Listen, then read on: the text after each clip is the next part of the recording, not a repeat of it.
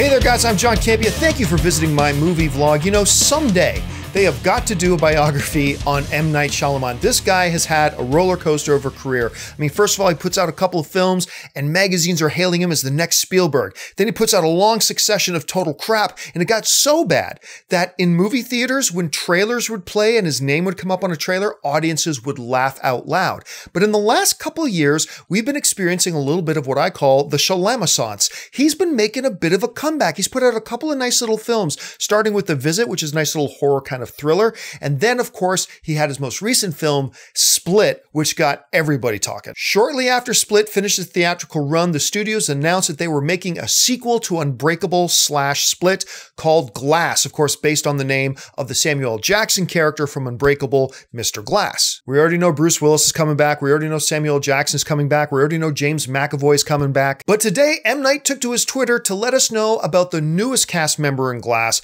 He had this to say: "Incredibly fortunate to round out our iconic cast of actors on Glass. Sarah Paulson will be joining us. Hashtag Powerhouse." Now, for any of you who are fans of American Horror Story, of course, you recognize Sarah Paulson's name. She starred in every single season of the series so far, and she recently won a Golden Globe and, more importantly, an Emmy for her portrayal in The People vs. O.J. Simpson. This lady has talent coming out the ear. She's a hot name right now, and this is a terrific addition to Glass. Now, I know a lot of people still don't know what to think of M. Night and this whole resurgence of his, but he's been doing everything right lately. Let's give credit where credit is due. He's been taking on smaller films with smaller budgets, working with a studio like Blumhouse. He no longer has complete authoritative power over everything in a film, which is ultimately what I think led to his downfall before. He's on a nice little roll right now, and if he can bring to Glass the same type of tone and feel that he had in The Visit and that he had in Split, if he can carry that on and not get too carried away with himself like he has in the past before,